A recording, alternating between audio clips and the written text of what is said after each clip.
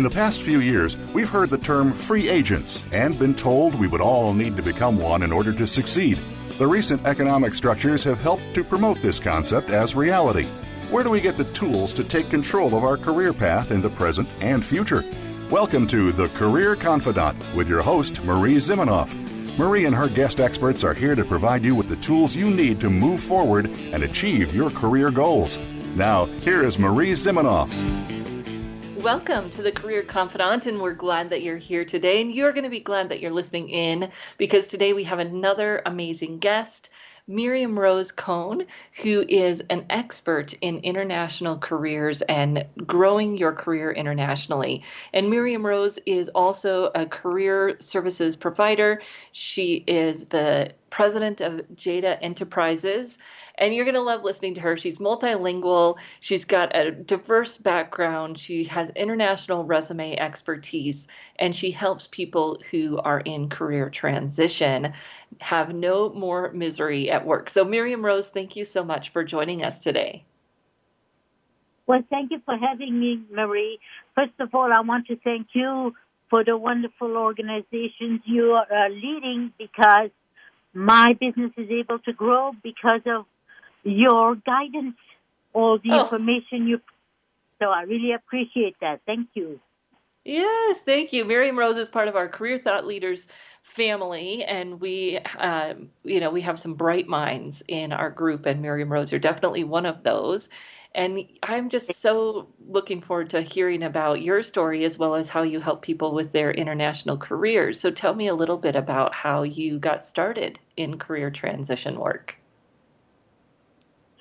Well, I got started in career transition. First of all, let me back up a little bit. I've been doing resume writing and LinkedIn profiles and interviewing techniques with my clients and salary negotiation and job search strategies. I've been doing all these things, and I decided and after 20 years of coaching clients who just have been absolutely miserable in their job and did not want to change for fear of losing the paycheck, got me thinking that in this pandemic where people no longer want to go back to what they were doing and whatnot, is the perfect time to do really change careers, do a career transition. And the object now is, to truly get paid for work you love doing. There's no need to go and be miserable in another post. There are so many possibilities today and ways to negotiate not only the functions but the compensation for the position you want to work in, that is actually an ideal time. And having had to go through two career transitions myself, I decided I could put my expertise best to use to other people who wanted to do it, because I know where the fears lie. I know what you have to get over and push through. And, so that's what got me going into career transitions.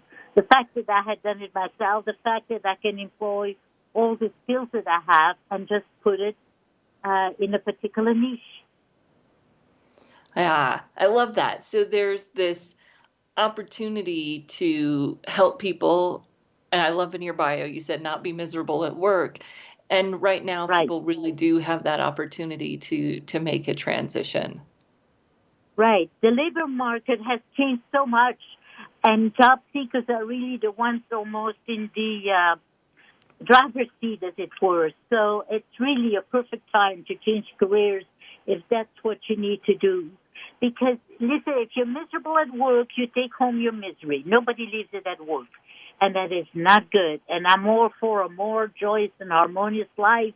You know, if you do work you enjoy, you have fewer headaches, and that leads to lower blood pressure, and that leads to fewer diseases. And you just go home happier with more energy to do other stuff with your family or other partners. So this is great. It's really a great time to change careers if you have to. If you love what you do, don't change.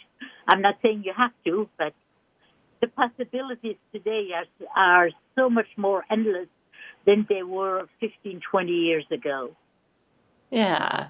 Well, and you mentioned that you work with people that are looking to change career, but tell us a little bit more about who are your clients. Well, my clients are mostly, they're at least 35 years old on up because they start to perceive the value of for what I do and see other possibilities. People are so used to doing one thing, they can't see the possibilities of doing other things. So my clients are those who are truly not doing what they were meant to do. They're doing it because their parents said or their spouses said, and say, yeah, but what do you want? So uh, those are my clients. Also, so the people who are out of work, who are unhappy in their work, who are looking to do something else, and sometimes also C-suite people who no longer want all the responsibilities, of what they had. The children are grown. They don't need the big house or everything else. So to help them downsize as well is another aspect of my work.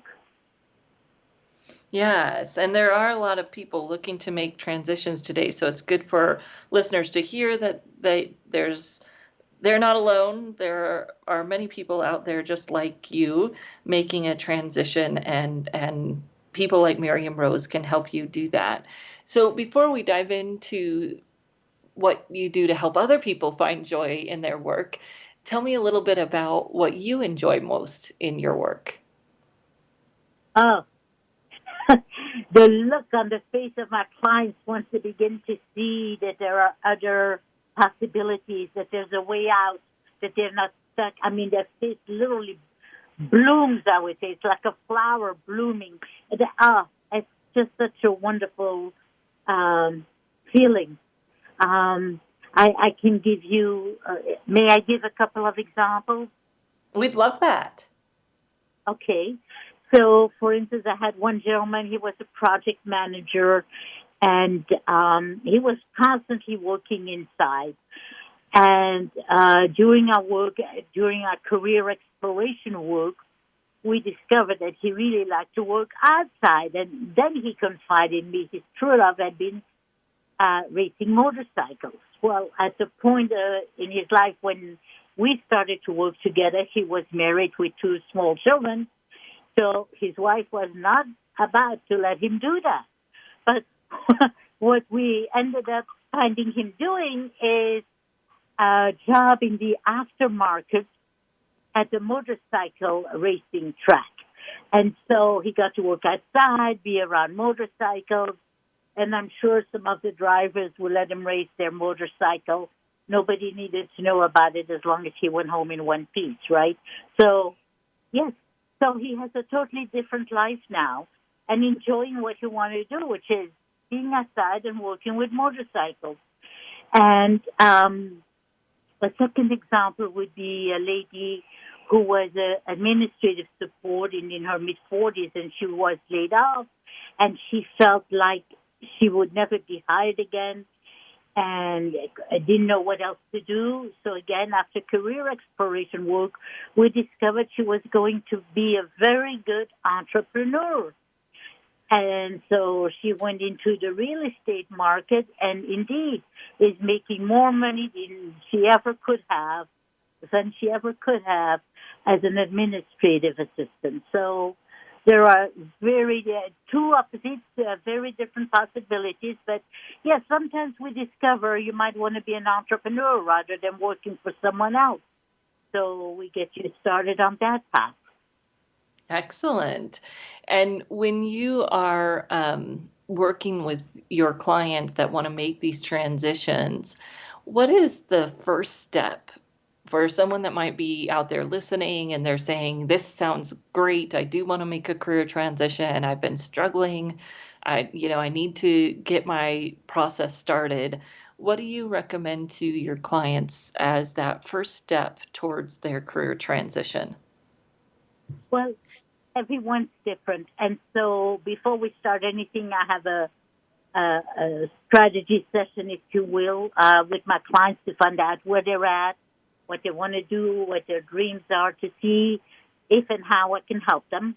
And then if everything's positive, then if clients know what they want to do, to this point, I always have to specify, up to now, I've never had a client take more than 2 months to find a new position.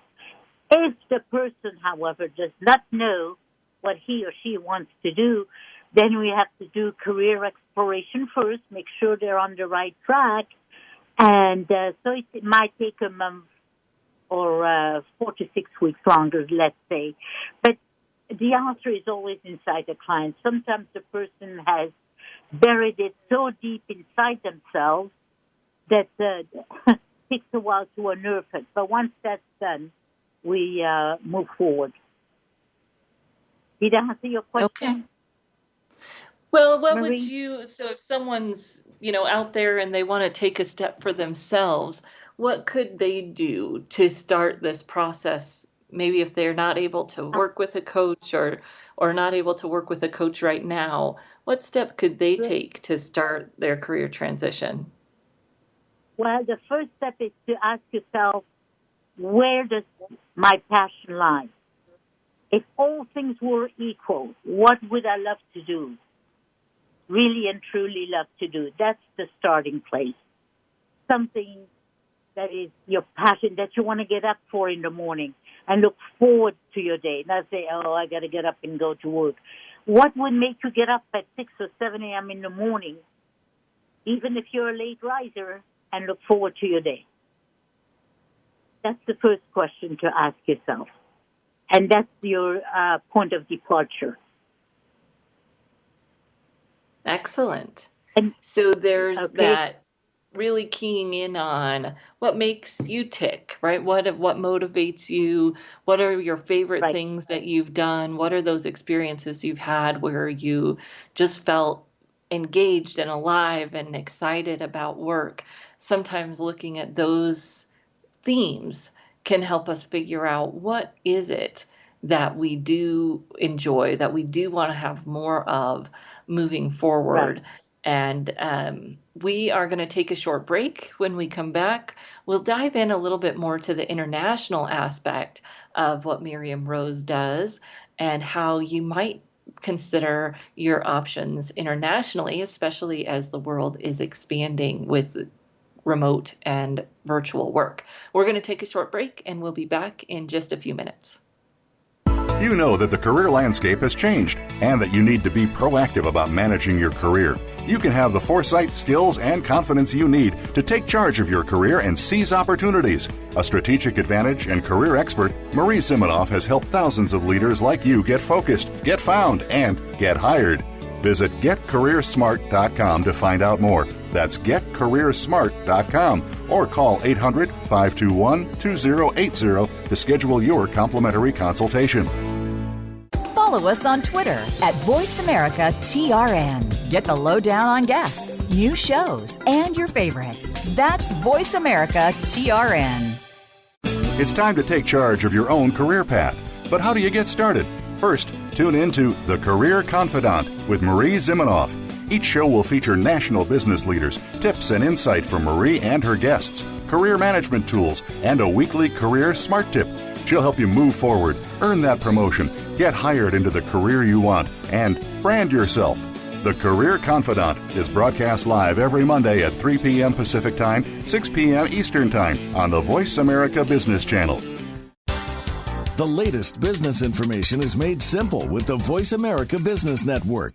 The professionals in the business world bring you live talk radio shows featuring an array of business topics, strategies for building wealth, sales and marketing, stock trading, investing, and business technology. Voice America Business hosts are professionals in their fields and bring to the airwaves weekly business discussions that offer up-to-date information, advice, and education. The Voice America Business Network. The bottom line in business talk.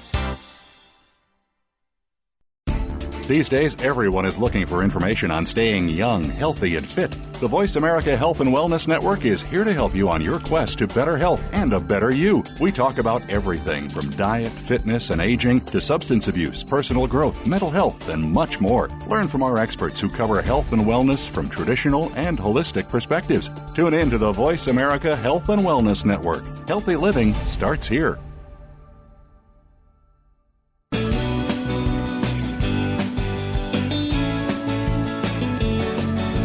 You are tuned in to The Career Confidante with Marie Zimenoff. If you have a question or comment for Marie or her guest today, please call 1-866-472-5790. That's 1-866-472-5790. You may also send an email to marie@astrategicadvantage.com. Now, back to The Career Confidante.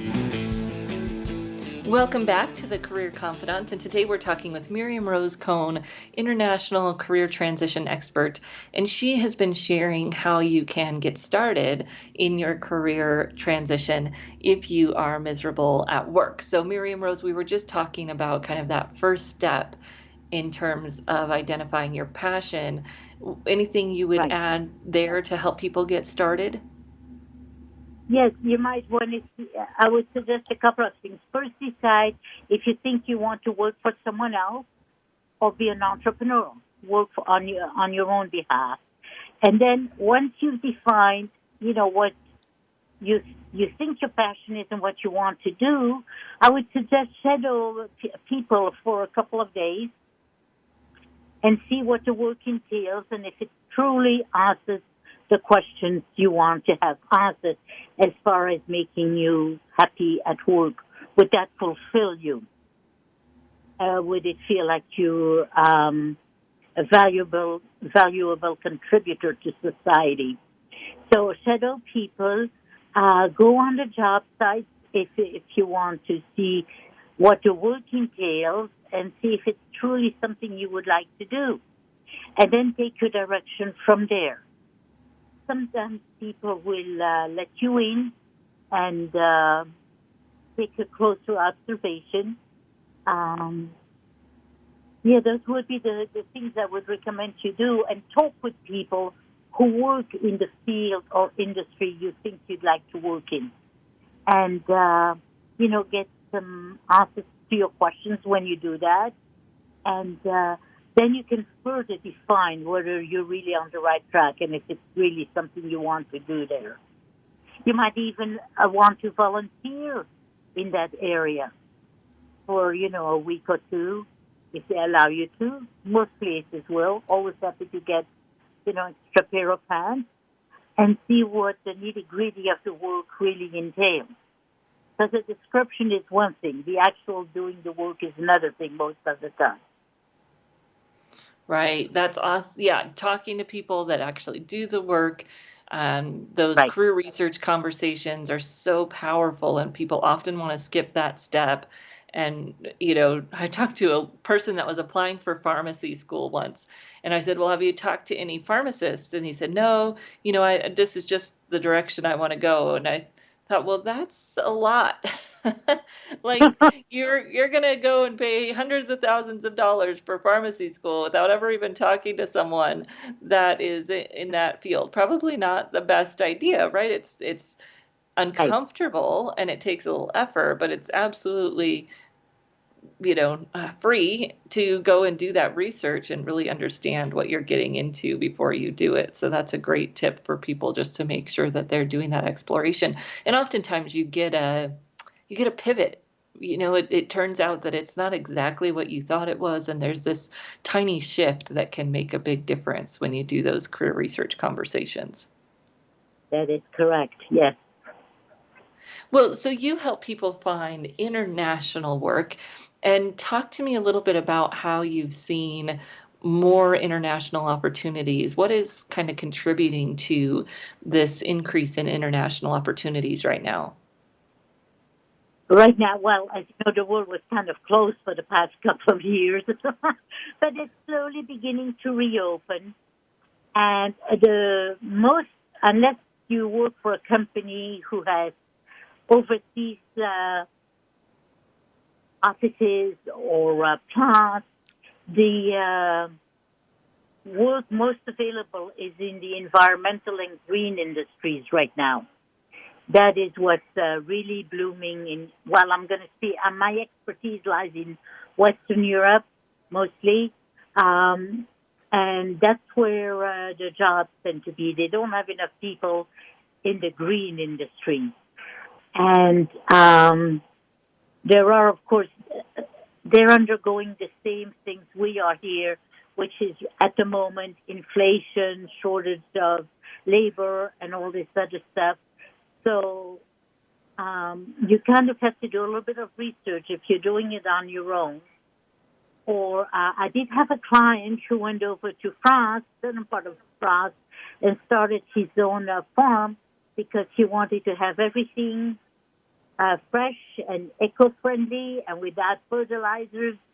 And, he succeeded. And he convinced the government to let him come in and give him citizenship on the ground that he was going to hire people and give them work. And it works.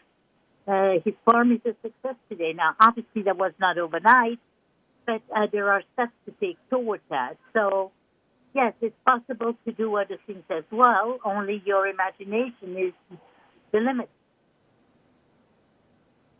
Right. So there's a lot of opportunity, maybe not necessarily to move internationally, but to work with international companies that may be local or US based, but you still have that opportunity. I had a coach tell me a few years ago that, they don't work with anyone that's international. And I thought, well, I don't know that I work with very many people who aren't. Not that they themselves necessarily work in an international company or work across the ocean or whatever from wherever they are, but that most people work for a company that has some kind of international operation, whether that's customers or vendors or suppliers or whatever it might be. And it just seems like that's more and more companies have some kind of international connection. Right, they do. But you also have to be careful if you think you can work remotely with the companies, because, Marie, as you know, a lot of them have geographical boundaries. But it's also a fact that you have to get accustomed and you have to be adaptable to other cultures. I mean, if you go to Western Europe, you don't have culture shock. However, they do believe in their days off. And so, your project might be somewhat delayed if you don't factor that in, because they observe all kinds of things we don't hear in the United States.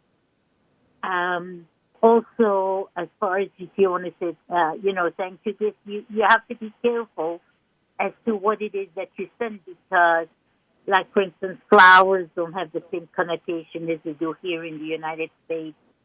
So that's just, besides that and the holidays, there are quite a few things you have to adapt to.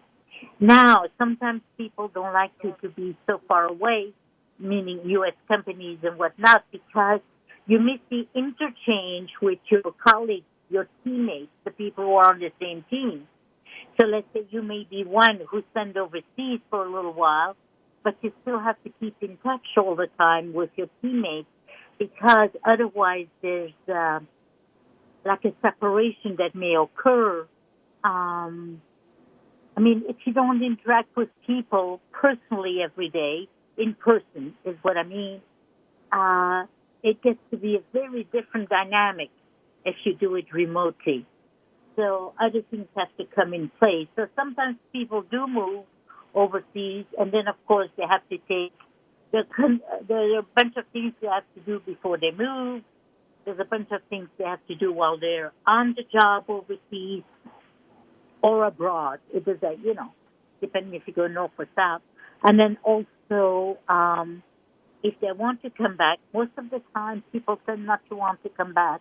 But if they do, then they have to plan before they get here what is going to happen. So it's a very different universe. Let's just put it that way once you do that. But it can also be very rich and rewarding, because you learn all types of different things you never expected. And it's always a good idea if you're going to work abroad, I shall say, to go there for a week or two and see if you can take the climate or not. Because I've had a lot of clients say, well, I'm going to work in England because it's outside the U.S., but they speak English there. But if you're in California or Florida, where you have a lot of sunshine, they don't take into account that 70% of the time it's raining over there. And so that can make them feel very depressed because they're not used to that. So that's just one of the things to think about. So, yeah, many things come into play if you want to work abroad. I don't know if I got off track the subject now or not. Marie, you can let me know. Yeah, that's awesome.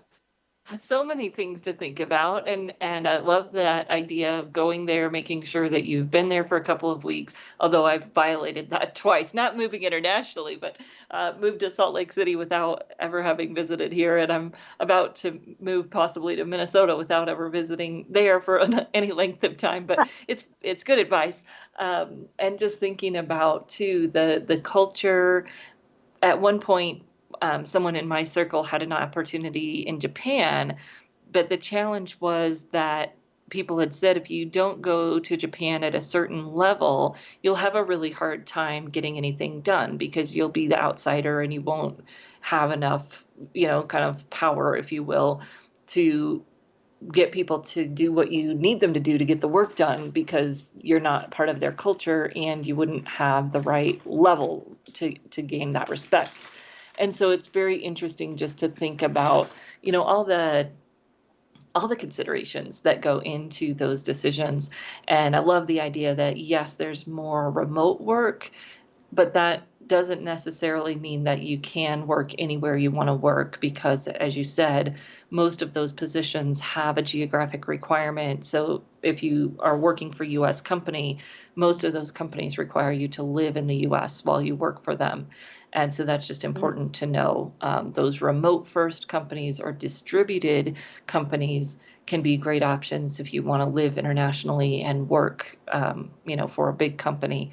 I don't know if I'd say they're U.S. based because that's what they're called, remote first or distributed. But we're going to take a short break. And then when we come back, Myriam-Rose is going to share some thoughts on international resumes and job search. We're going to take a break. We'll be right back in just a few minutes here on the Career Confidant. Follow us on Twitter at VoiceAmericaTRN. Get the lowdown on guests, new shows, and your favorites. That's VoiceAmericaTRN.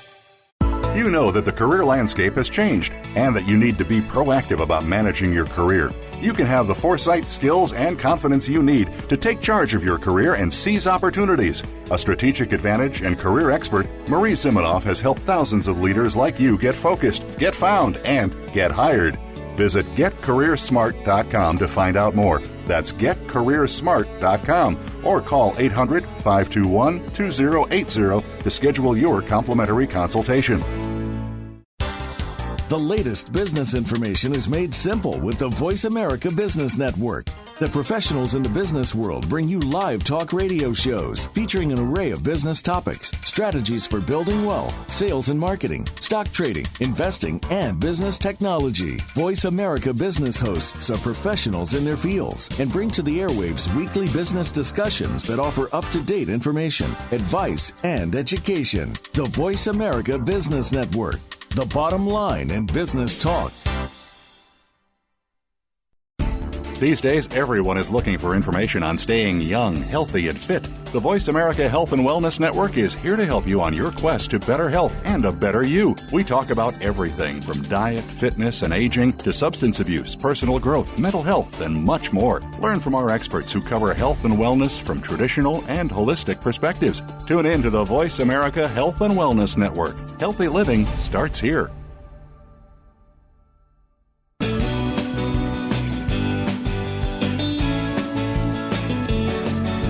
You are tuned in to The Career Confidant with Marie Zimenoff. If you have a question or comment for Marie or her guest today, please call 1-866-472-5790. That's 1-866-472-5790. You may also send an email to marie@astrategicadvantage.com. Now, back to The Career Confidant. Welcome back to the Career Confidant, and today we've been talking with Myriam-Rose. And Myriam-Rose shared at the beginning of our talk today that she is part of our Career Thought Leaders Consortium and our Career Industry Authority. And Myriam, just want to thank you again for sharing that about our community. I love that. We've got such a vibrant community, and many of the guests on this show are in that community. So if you are a career services provider looking to stay up on the new and the next, please reach out to me. I'd be happy to share information on how you can join our free Facebook group or our more supportive communities, our membership like the Career Thought Leaders Consortium or the Career Industry Authority. We were talking, Myriam-Rose, about international work, and you shared some great tips on evaluating those roles before you decide to make a move. Let's talk a little bit about international resumes and what people need to know if they're going to apply to work in another country. What are some of the top considerations for someone writing a resume to apply to a different country? Well, I always recommend, even though the people may speak English, that you have your resume translated into the language of the country in which you would like to work. Because it takes that first step toward those people understanding that you are willing to learn the culture, willing to adapt. That extra effort, puts you to the front of the line. It's not to say, well, I don't need to learn another language because everybody speaks English. Well, but why do they have to learn English when you can learn their language as well, right? So it goes both ways. So you'll get a lot more cooperation from the people around you. And after a while, you can go back to the English. So that is the first step. And so, excuse me, one thing to consider with international resumes is that you can't just do a pure translation, even though as a credit translator you're bound, ethically to not omit anything and not to add anything. However, resume writing is very different in other countries than it is in the U.S.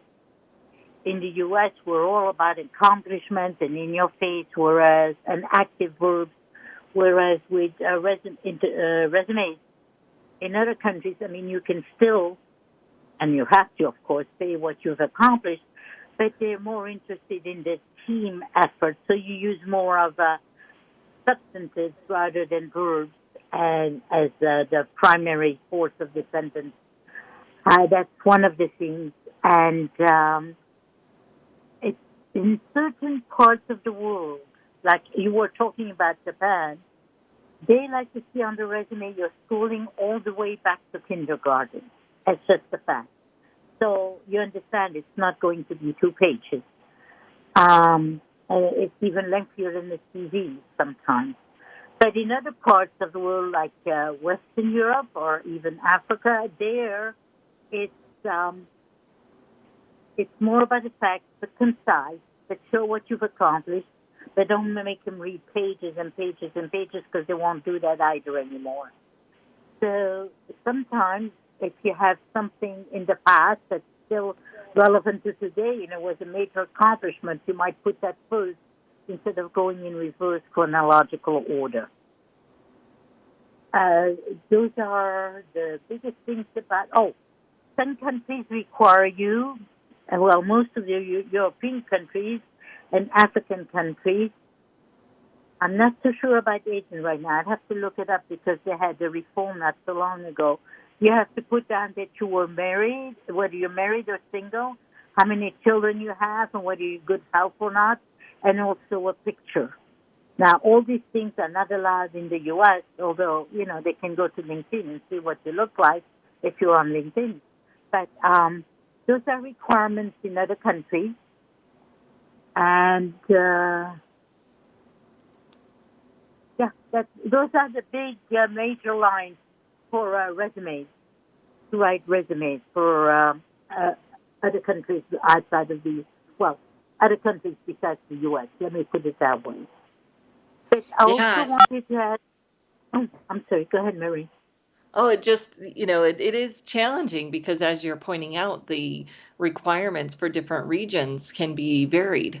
And so people really have to do their research. Absolutely. Absolutely. Well, if I may give a tip, call your local consul, or if you're around the Washington, D.C. area, you can call the various embassies. Most embassies also have a Chamber of Commerce attached to them, like Franco-American, Belgo-American, anything like that. and ask them because they have the business people there, so it's easy to find out what their requirements are that way. But they definitely have to give them a call. That's an awesome idea. But it does make a Yeah, difference, right? To really consider and be thoughtful about how to submit something that is appropriate for the organization. that is correct. That is correct. Now, there are other things to consider because we talked about cooperation. You have to know how people conduct business. So, for instance, and please, nobody misunderstand me. It's not a put down. I'm just pointing out a difference.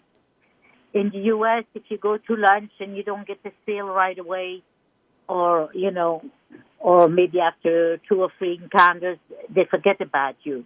In other countries, it may take up to a year before they trust you and then give you the business. But then what they count on, let's say if you're in a different country, they feel they can they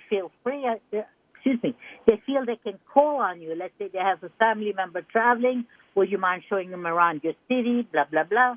Anything like that. They will, but they also will give you their loyalty.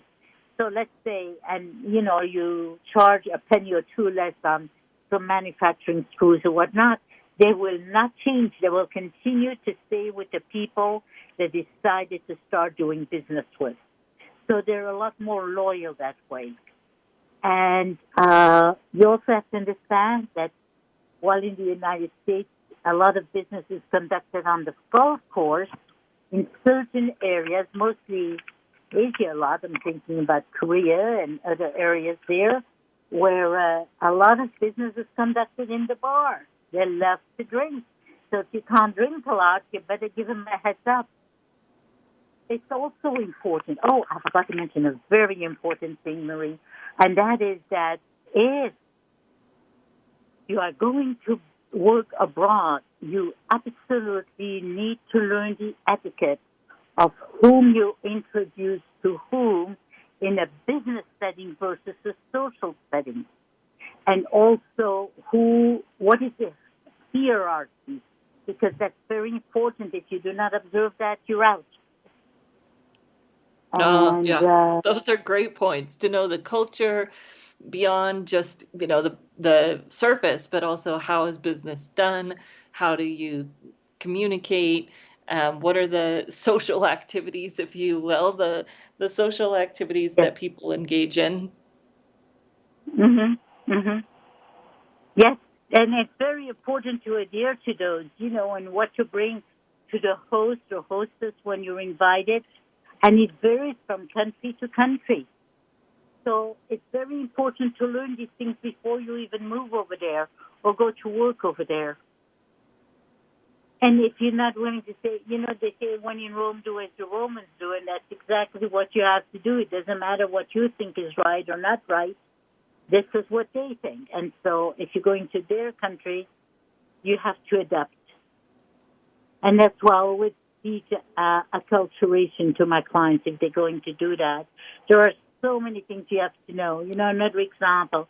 So now we're back in Western Europe. If somebody invites you out, they expect to pay for everything. Don't say, can I contribute? Can I pay the tip? No. That's enough. They find that's an insult to them. They find that very offensive. So if somebody invites you out, you let them pay. But then you return the favor by inviting them out sometime down the road.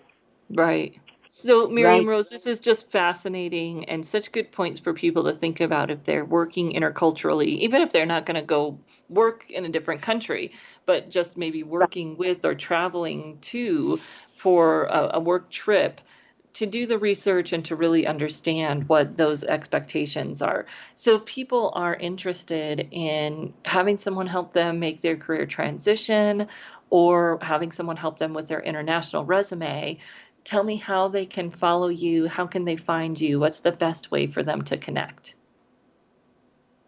Well, I am on LinkedIn, but they can also give me a call or send me an email.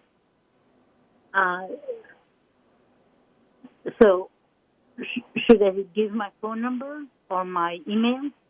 Sure, yeah, whatever you prefer in terms of people to follow you or connect with you.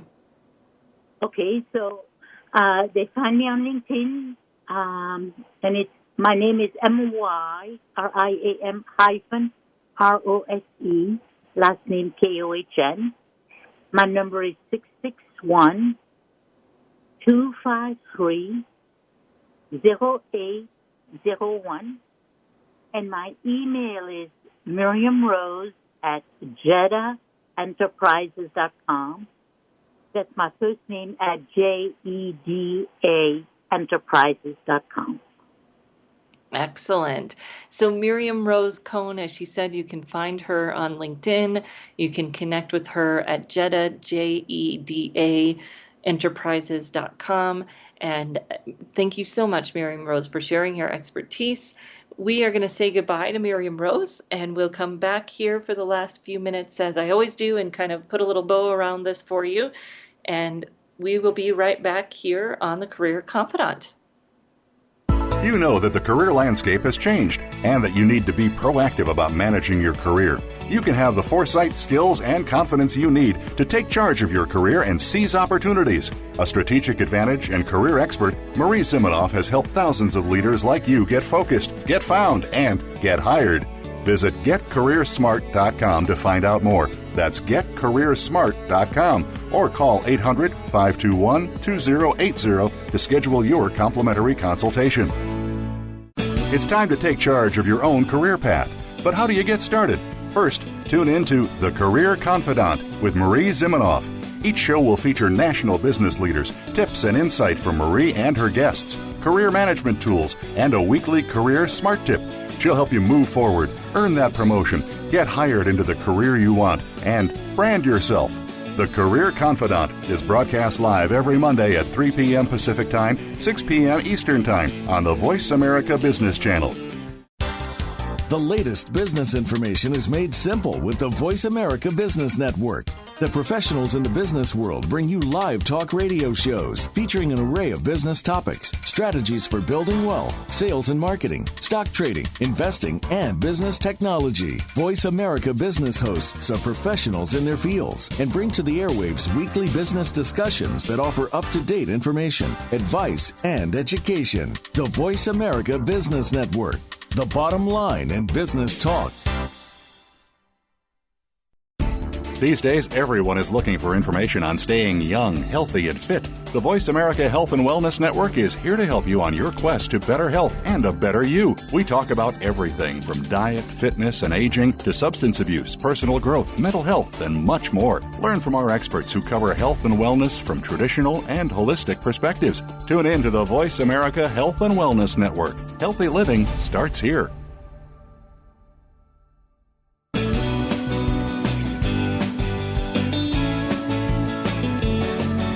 You are tuned in to The Career Confidant with Marie Zimenoff. If you have a question or comment for Marie or her guest today, please call 1-866-472-5790. That's 1-866-472-5790. You may also send an email to marie@astrategicadvantage.com. Now, back to The Career Confidant.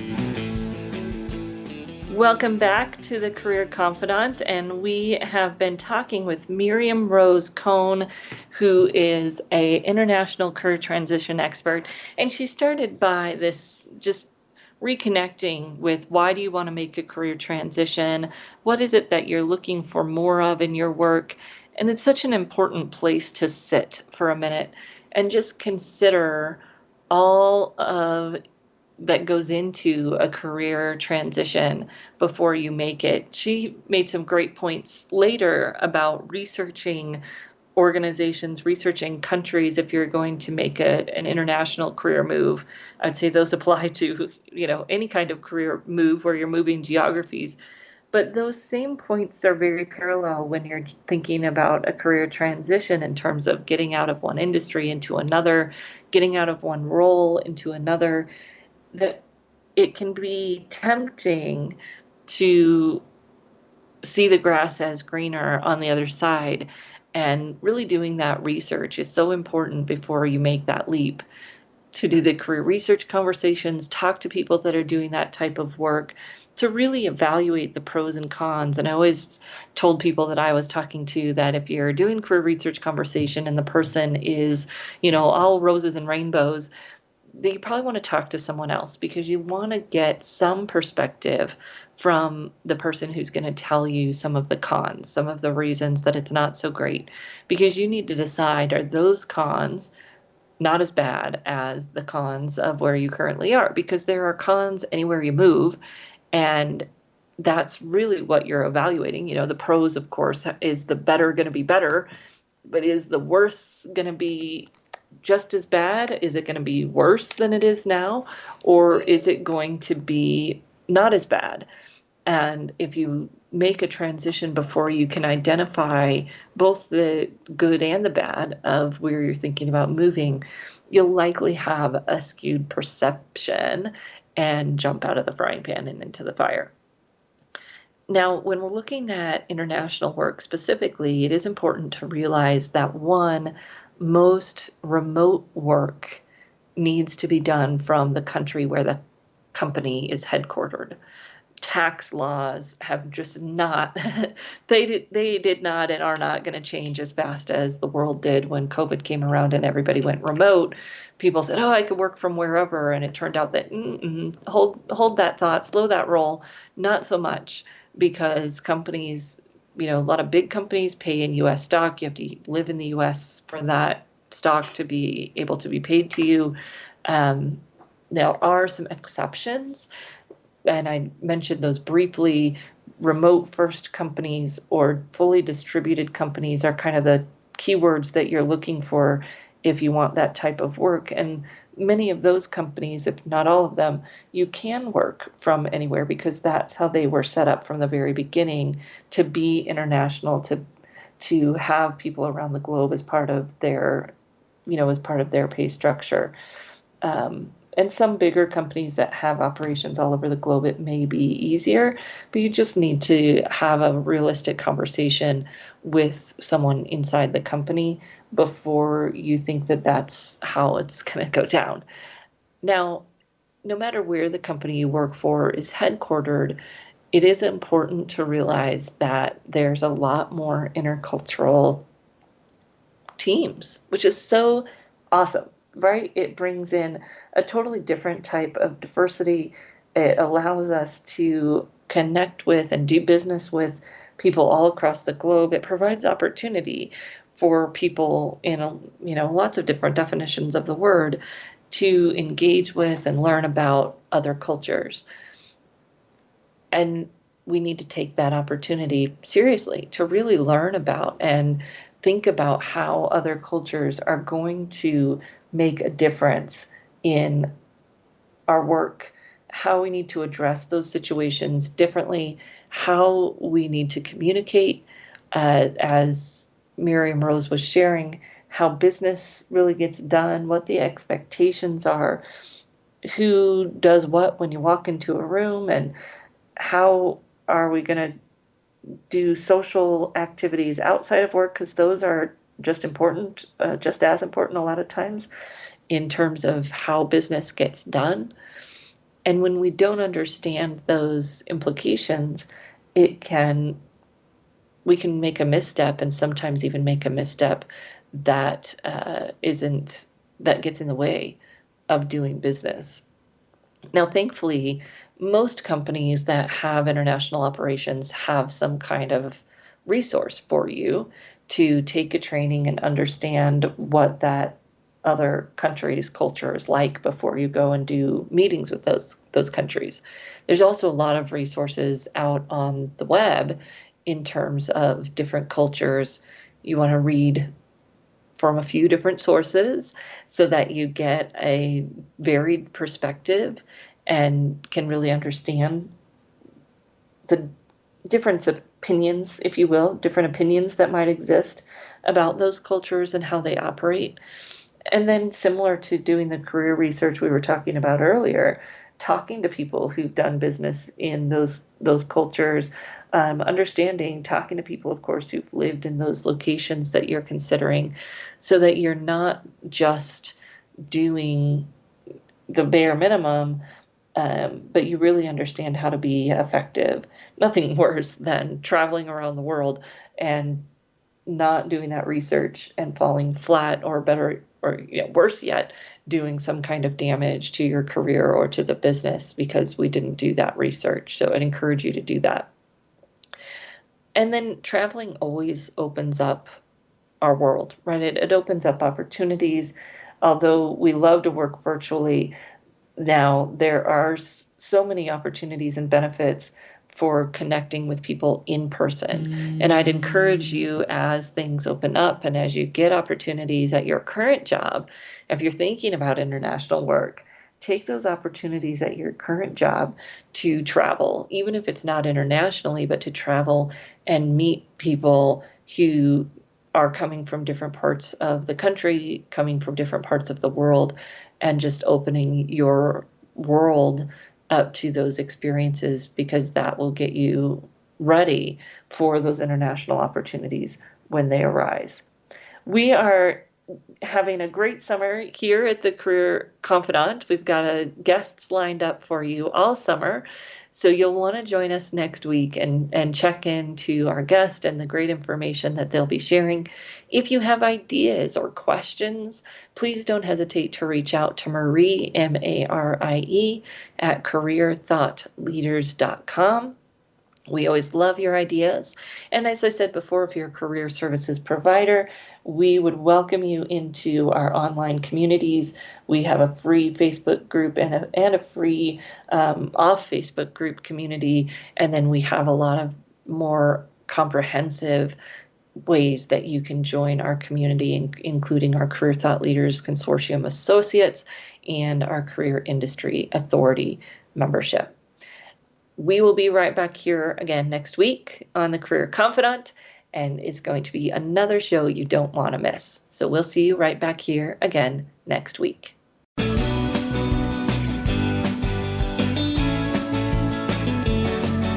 Thank you for listening to The Career Confidante. Marie Zimenoff will return again with another terrific guest next Monday at 6 p.m. Eastern Time, 3 p.m. Pacific on the Voice America Business Channel. Be sure to join us then.